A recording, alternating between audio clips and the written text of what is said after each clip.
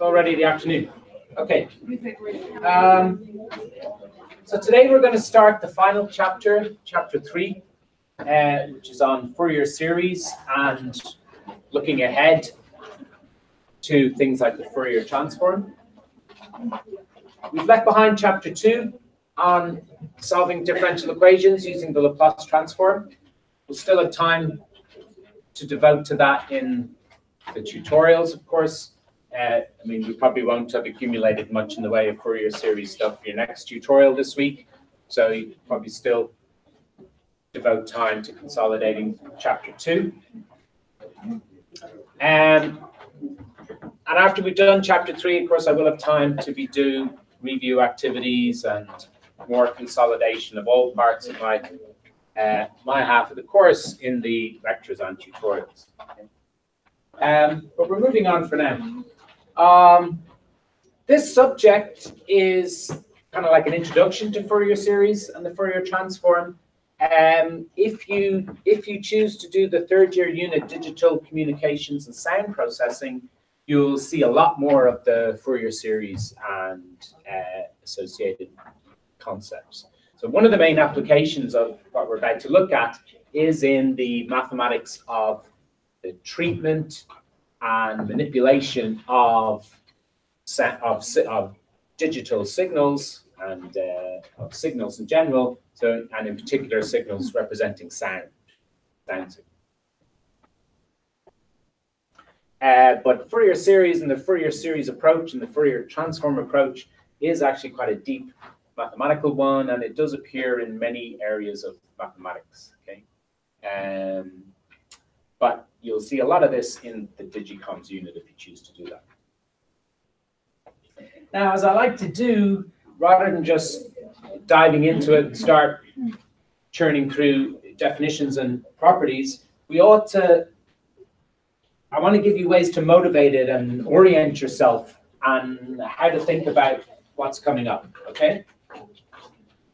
So this material isn't in the notes as such, but just I want to make a few introductory comments to connect this with things you already know about, okay?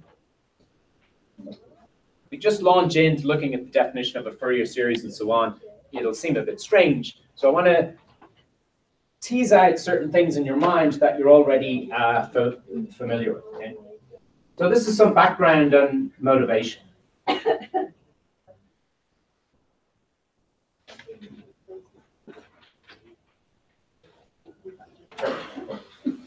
Okay, so I want to remind you about Taylor series.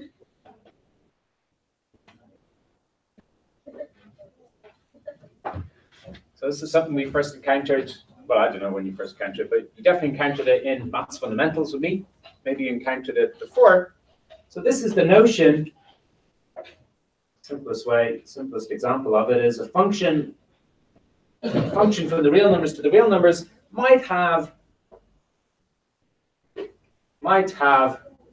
a Taylor, or the term Maclaurin is also used for these Maclaurin series. I would say might have, so certain functions have these, certain well-behaved functions have these. Wild or, what's the word? What I'm looking for? Wild or perverse functions or whatever won't have, but reasonable, standard, well-behaved functions do have a Taylor series. And what are these? Well, these look like this. It was a way of representing the values of the function using polynomials. Theoretically, the theoretical case is we had an infinite polynomial series. So sum of polynomial terms, x to the power m, for every m between 0 and infinity. So a constant term, which is x to the power 0, we 1, going all the way up through all the powers of x. I've left a gap there because it's not just that polynomial, but in general, the coefficients of this polynomial were given by the various derivatives of f, evaluated in the case of, this is the word Maclaurin series is attached to when you're using the Taylor series for your function expanded about 0. Okay. Okay, so that's what a Taylor series looked like. From a more practical point of view, it gave you the idea that if you, so this is an infinite series, an infinite polynomial, but if you just took some portion at the beginning, some early part of the polynomial, starting at m equals 0, going up to some value of n, going up to some order, it gave you a polynomial that approximated the function. Okay. And the more and more terms you might take in, the better and better the approximation to the function became. And this was true for x an element of something. For some functions, the Taylor series was always true for every x. Other functions, it had a restricted domain of validity. So maybe it was all of the real numbers, or maybe it was some restricted interval around 0. Maybe the Taylor series might only have been valid for the function at some interval around 0. So for x an element of some interval around 0, maybe all of the real line. So very useful, both theoretically and practically. Now, it'd be wrong for me to say that Taylor series is how calculators give you values for the sine function, the cosine function, and things. That would be, strictly speaking, wrong. But in principle, it's a correct thing to say. So some kind of approximating polynomials to the functions is how computers actually deal with evaluating functions. Your calculator knows nothing of triangles or circles, right? All it can do is just a simple computer. It can only add zeros and ones together. But that's enough to evaluate polynomials, isn't it? Because polynomials are just a load of addition and multiplication. Yeah. If you know what the polynomial is, if you know a good set of coefficients for a polynomial that approximates sine or cosine, you can program it into the calculator or the computer, whatever, and you can query the calculator what sine of 23.2 degrees or whatever. It'll evaluate the polynomial, the approximating polynomial at that value. So Taylor series and other kinds of approximating polynomials are how we compute the functions in general. You know, like how does your calculator know what sine of whatever is? Ask yourself, how does it know? It knows via things like the Taylor series. Or how in the pre-computer days did people construct tables of accurate values of things like the logarithm? Remember the Laplace transform chapter we looked at for a motivating example, looked at the table of logarithm values and exponential values. Even things like these in statistics, those of you doing statistics are familiar with the idea of a probability distribution tables of various kinds. So how in the pre-computer days did people tabulate those? People have been doing that for quite a long time, a fair few hundred years. They calculated those accurate values through the use of theoretical devices like the Taylor series or other kind of approximating polynomials. Okay? Polynomials are simple to evaluate in the sense it's just addition and multiplication. So that's how we calculate non-standard things, or non-polynomial. So 2 points about this being very useful. It allowed functions, well, it allows functions to be represented in a standard way.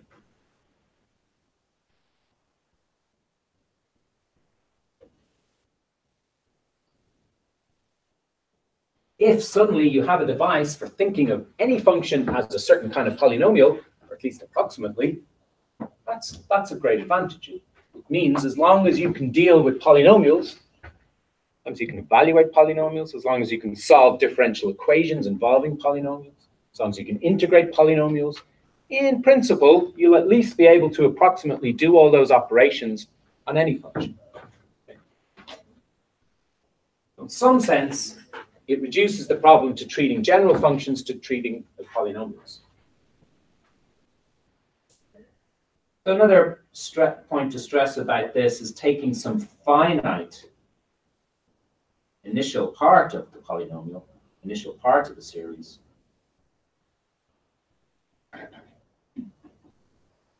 gives an approximating polynomial for f. Approximating poly for f. And the more and more terms you take into the polynomial, the better and better the approximation is.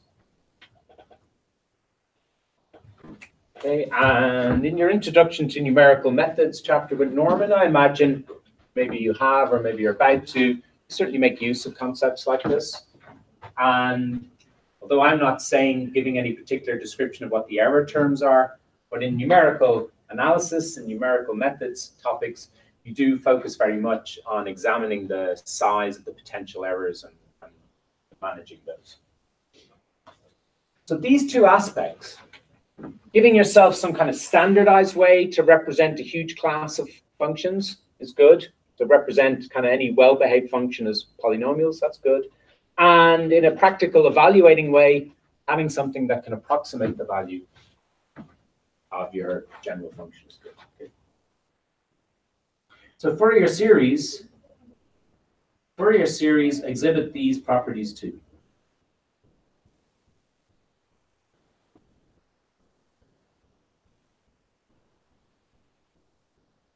So these are a couple of thoughts to have in mind. So that was Taylor series. The other thing I want to call to your mind is things from linear algebra. Okay, so this is where my part of the unit, connects with what Stephen's been doing and what Stephen's doing at the moment. So a couple of reminders about linear algebra. A vector space has a basis.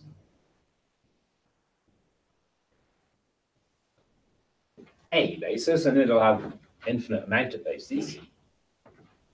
Okay.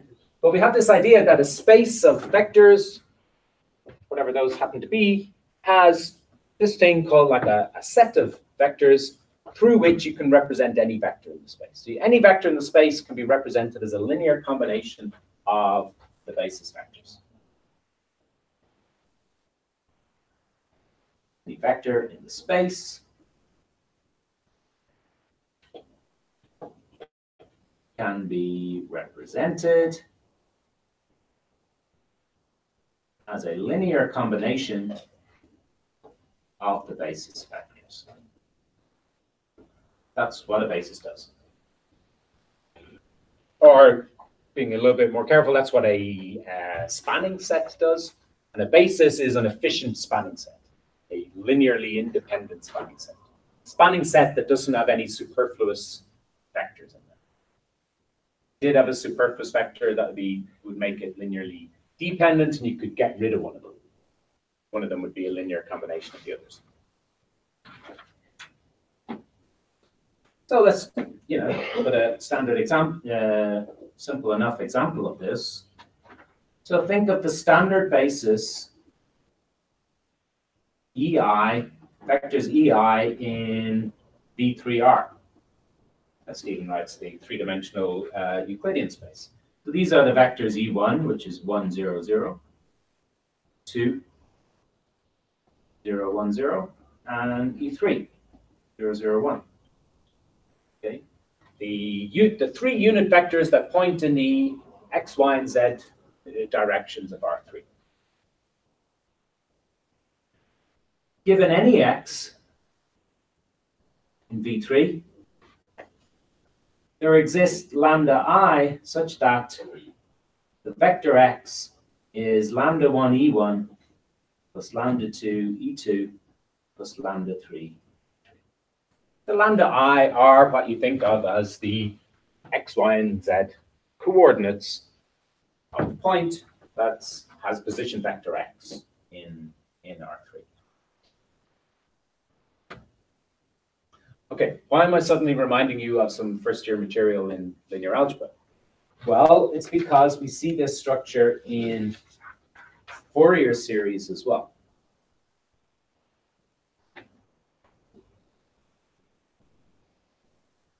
The Fourier series have this structure as well, or you can think of them in this way. except it's a bit more exciting. We now have an infinite dimensional vector space of, well, let's just say suitable functions. We'll come to understand what class of functions we're talking about. But we've got a bunch of functions, and it actually can be given the structure of an infinite dimensional vector space.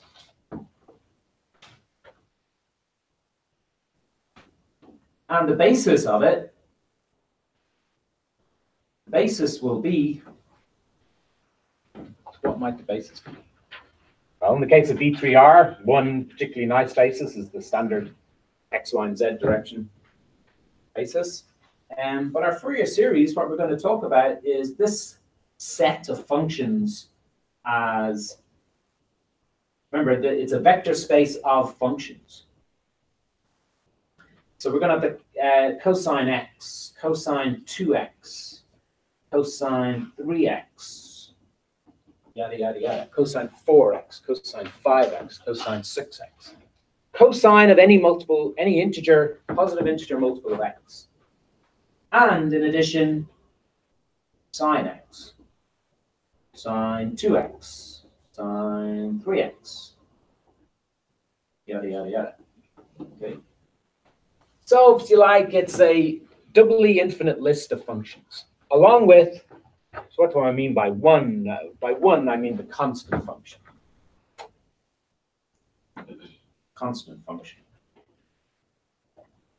Just in case you're thinking one is a number and these are functions, well, but by one, I mean the constant function one.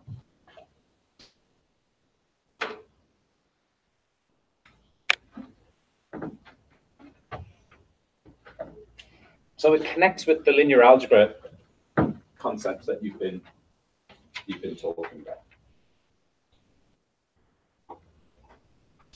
Now we're going to learn about Fourier series. We're going to learn what they are, how to calculate them.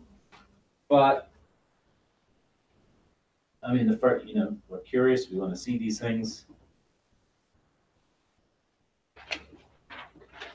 Fourier series looks like. What does it look like? Well, it's useful to see what it looks like. This is the standard way we express them. So f is one of these suitable functions. Okay, I haven't said at all what these suitable functions might be, but we'll supply those conditions and descriptions. But whatever kind of function we're going to be looking at, and this is where you see a number of things. You're going to see that it kind of looks like writing a function as an infinite Taylor series. It kind of looks like writing a vector as a linear combination of basis vectors. The function might have a constant term in it. Now for Taylor series, the constant term was when m was equal to 0, and you had x to the power 0, which is 1. And you had the 0th derivative of f. Well, the 0th derivative of f is just f, evaluated at 0.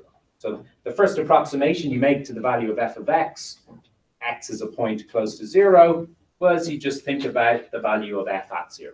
It's the kind of simplest approximation to what f of x might be. It's just the value at 0. Well, Fourier series have a constant term in them as well. For the niceties of notation and to make everything work out nicely, it's just convenient to write it as a half times something. Make some of the other formulae work out easier later on. But it's essentially, don't be too put off by the half at this point. It's essentially just some constant term. We choose to write as half times the parameter a0. And then you've got the big bunch of cosines. So leave a space in front if you're taking this down concurrently. Leave a space here. We got all of the cosine functions, and each of them will be multiplied by a coefficient, which we label in continuation from the a0. We label those as an. So a1, a2, a3, and so on. Then you got a second infinite series for the sine functions, sine mx. And these coefficients we label as b. We got a's and b's. Full stop. So that's what a general Fourier series looks like. It's reminiscent of a Taylor series because it's expressing a function as some kind of infinite series. Okay, it's no longer an infinite polynomial. It's an infinite combination of various cosine and sine functions. But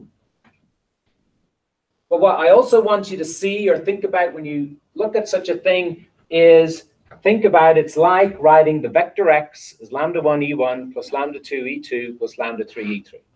Except it's more complicated. It's no longer, well, it's not like a position vector of a point in 3 space. It's now a function.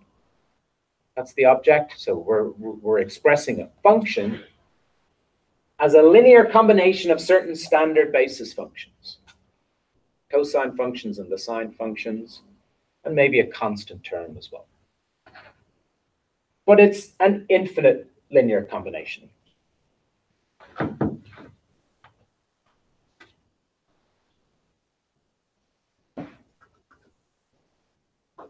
Ooh. And we will discover the coefficients AI and BI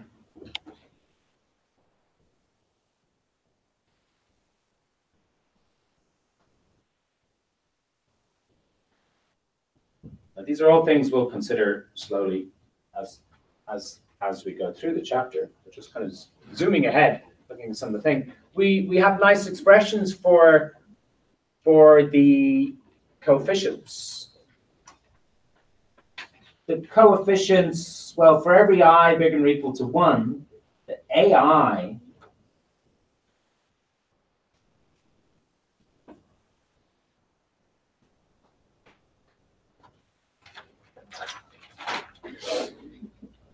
AI will be 1 over pi times the integral from minus pi to pi f of x cosine n of x dx. And the BI will be a 1 over pi minus pi to pi f of x sine sine I of x dx.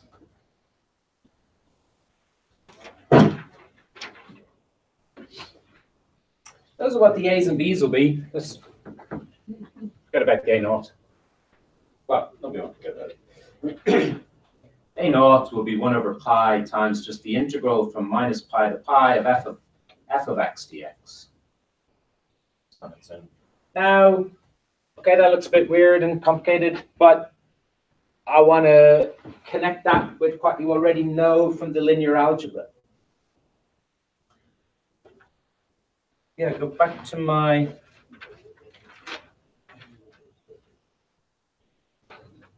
our linear algebra page. What were nice expressions for these coefficients lambda I? We could connect these lambda i's and the vector x and the basis vectors. We can connect them together in a nice way. The lambda I equal to the dot product of the vector x with the basis vector bi. That's how the coefficients, the vector, and the basis vectors all tie together in combination with the dot product, the scalar product. Okay. The Fourier series coefficient formulae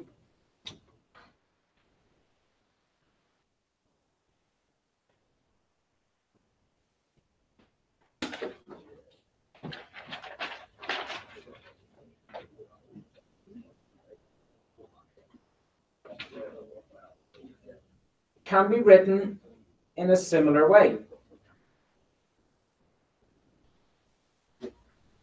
I'm using angle bracket notation here. These are inner products, like you've been studying with Stephen currently. You've been doing inner products, which Stephen has presented to you as generalizations of the dot product and scalar product.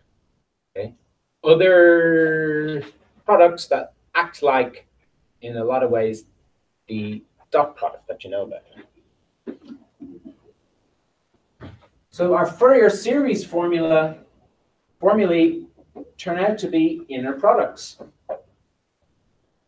where this thing, G1, G2, is the inner product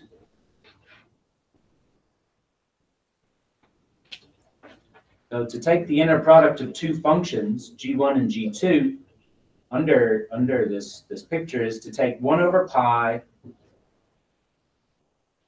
times the integral from minus pi to pi, G1 of x, G2 of x.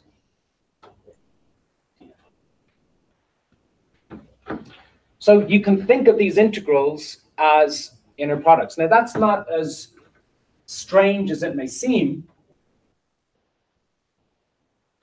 Remember, how do you work out the dot product between two vectors from Euclidean vector space? If I presented you with two vectors, how do you actually work out what the dot product was?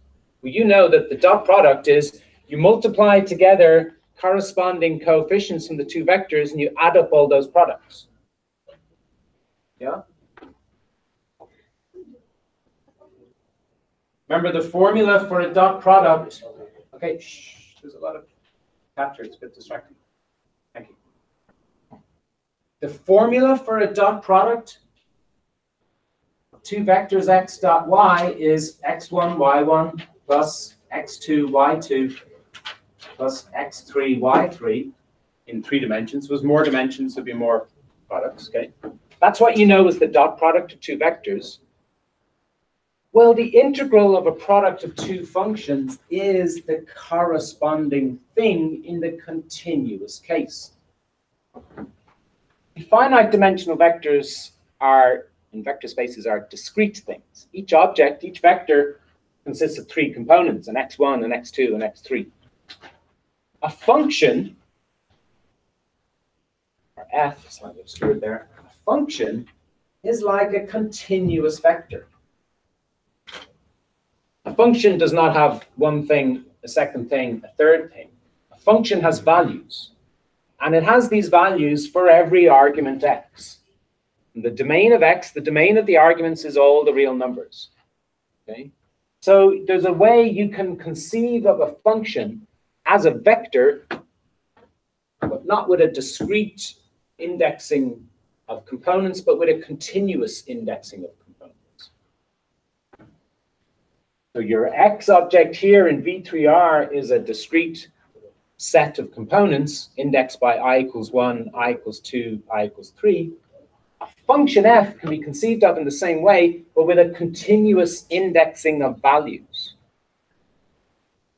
So they're very different objects, but structurally you can describe them in a similar way.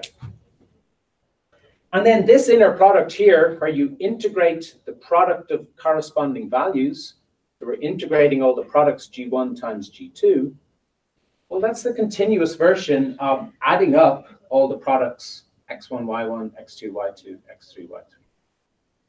Remember, you've been told that integration is a continuous form of summation. You see that here, okay?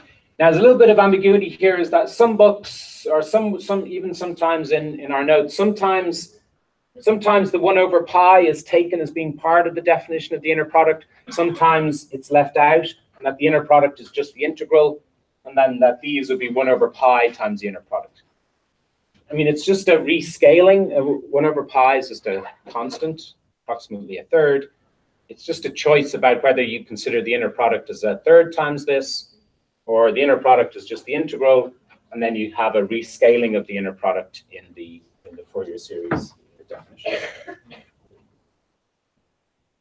But we'll state that precisely as we go through. So that's our first literal look at the formulae. Okay. We'll find our way carefully to this soon. But it's a way, it kind of looks like a Taylor series, taking a general function and expressing it as an infinite combination of cosines and sines. And it kind of fits into this vector space picture, thinking of a vector, here being the function, as being a combination of basis vectors. basis vectors here are all the cosine functions, all the sine functions, and the constant function. Okay, well, that's what the formulae look like. What do the series look like visually? So let's look at some plots. Okay.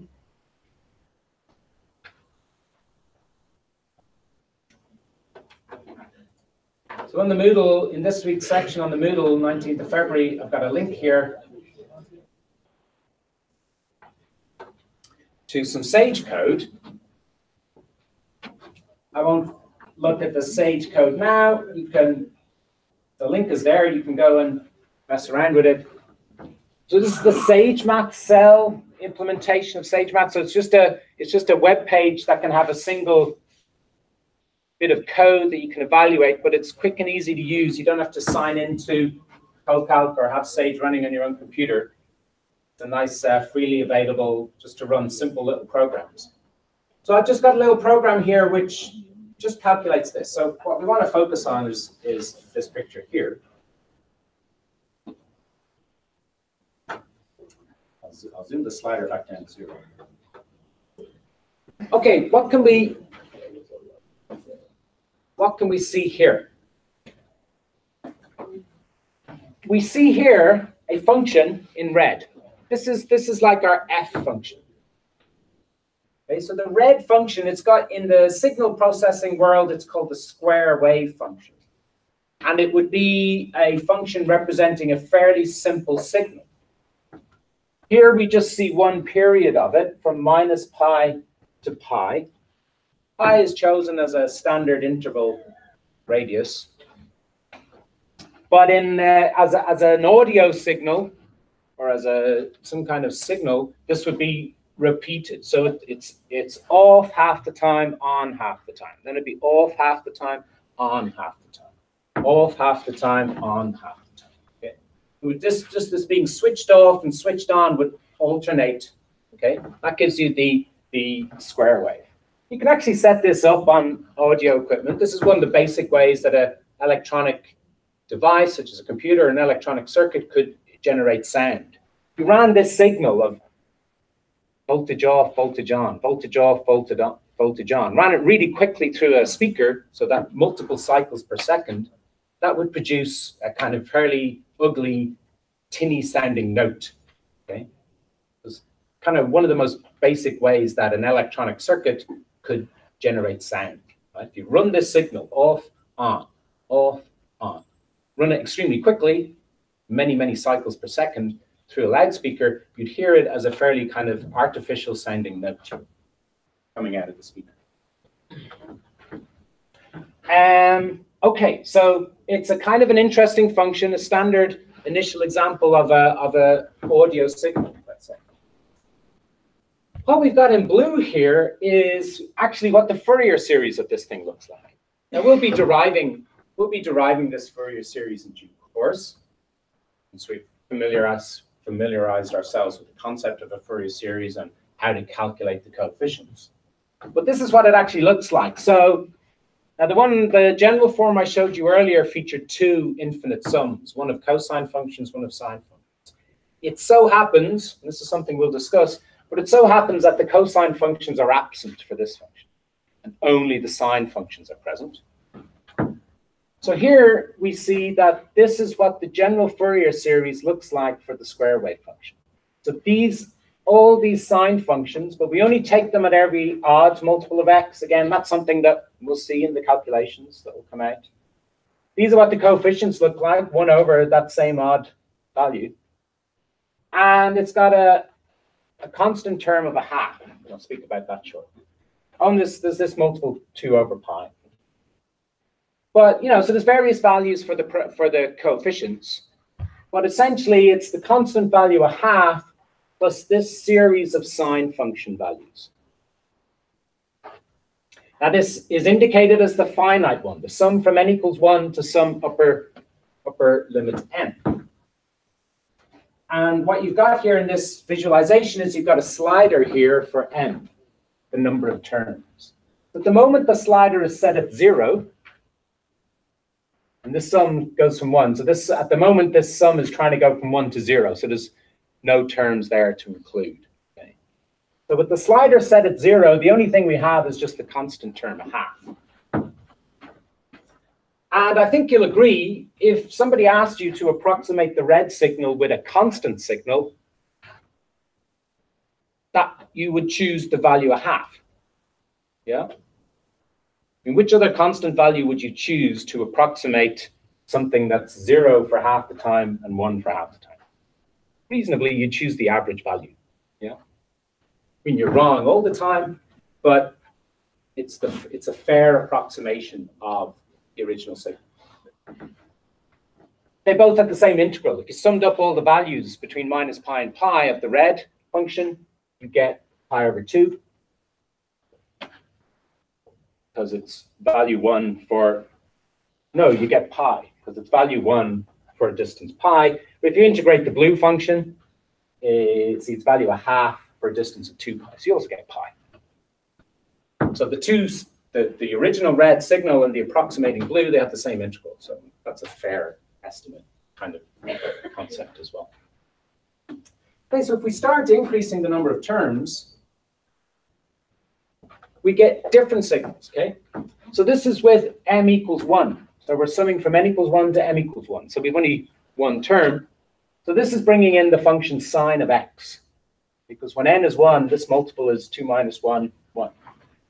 So this is a combination of the signal a half and the signal sine of x with a certain multiple of it, 2 over pi times sine of x. And I think you'll agree, this signal, compared with the first one, that does as good a job as a constant can do of approximating the red signal. This signal does as good a job as a constant plus a multiple of sine x can do at approximating the red signal. It never strays that far away from the red signal. It's equal to it in 4 locations. And around these points, it's fairly close to it. And it does its best to approximate the red signal. Okay? And it's as good as you can approximate the red signal with a constant value and any kind of multiple of the sine of x value. Okay? So there's a certain sense in which if you measure the error between the blue signal and the red signal, this one has the minimum error over all combinations of a constant function and sine x. You can increase the number of terms to 2.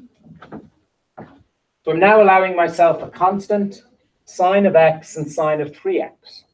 So because the sum goes up to m equals 2. And we've got what I hope you will agree is a better approximation to the red function. This is the best combination you can get with a constant sine of x and sine of 3x to this function. Okay. You get the kind of idea. Bump it up to 6 terms. We're now getting quite good agreement between our blue signal and the original red signal. So the blue signal is a kind of standardized way of representing the red signal.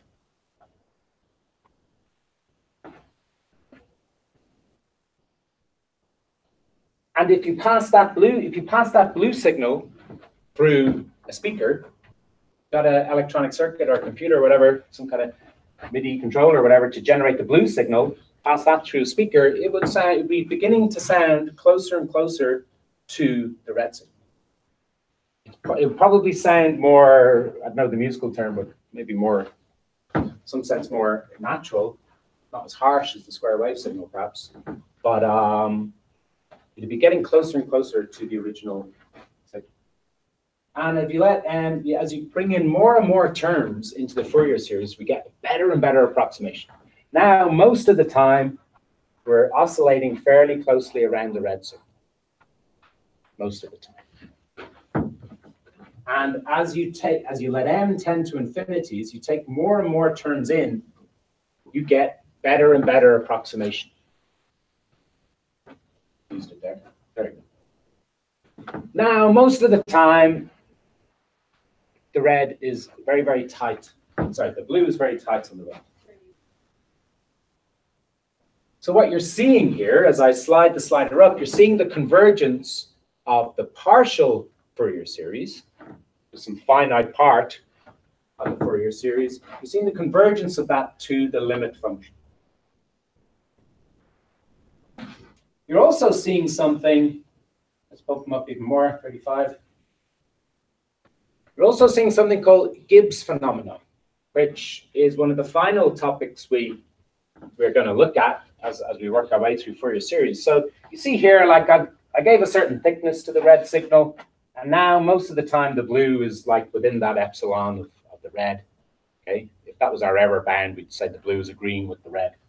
But when you get close to this point here, something funny is always happening. You see, of course, this point here is very artificial because it's a point of discontinuity in the red signal.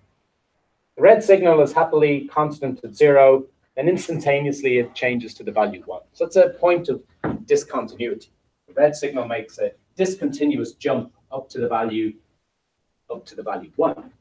Now remember, our blue function is a linear combination of nice continuous functions, constant function, and all these sine functions. Those functions are nice and continuous. They never make discontinuous jumps. But we're asking a lot of the blue signal. We're asking the blue signal, which is nice and continuous, to approximate a harsh discontinuous signal, discontinuous at 0. It can do it, and it's doing a good job. It's getting closer and closer to close to the point of discontinuity. The blue Fourier series, the partial finite series, is doing a better and better job of converging to the red signal either side of the point of discontinuity.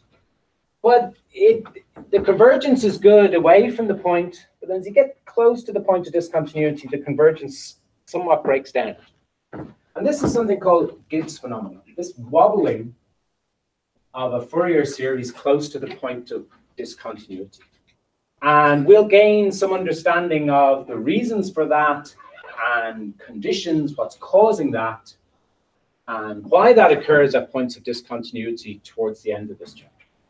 It has been likened, it has been kind of metaphorically compared to, if you imagine cycling, if you imagine trying to do something discontinuous on your bicycle. If you're cycling along and if suddenly there's a 90-degree corner. Let's say you're cycling fairly fast, and if you want to immediately turn a 90-degree corner. Has anybody seen the movie Tron, where there's these electronic motorbikes and they do make 90-degree turns? But that's artificial, okay? Nothing can turn 90 degrees suddenly, right?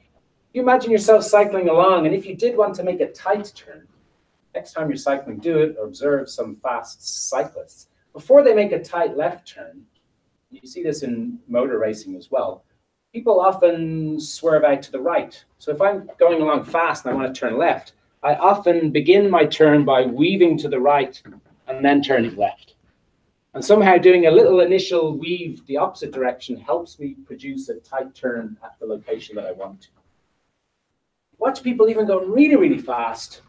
You might be in motor racing and maybe in really fast cyclists, you might be able to pick out that they begin wobbling, that they don't just make one lean to the opposite direction and then go in left. You look at it very closely, but they'd have to be going very fast to see it in reality. They might, if so, I want to turn left. They might begin wobble left, wobble right, wobble left, wobble right, and then make the tight turn left. That kind of phenomenon of people going fast on bikes or whatever, it's likened to what the blue signal is doing here. We're asking a lot of a continuous signal to make a discontinuous jump. So it has to prepare for it. It has to begin wobbling, building up, turning energy or whatever, and then suddenly affecting the drastic change in value, like the change in direction, change in velocity vector of the moving bicycle. So that's called Gibbs phenomenon, and that'll be something we'll be encountering towards the end of the chapter as well. So this whole lecture has just been about kind of motivating, kind of seeding your minds with ways to think about Fourier series and setting up little positions for the information to go into. Okay, so we'll start working through it methodically in the next lecture and learning how to calculate with these things. Okay?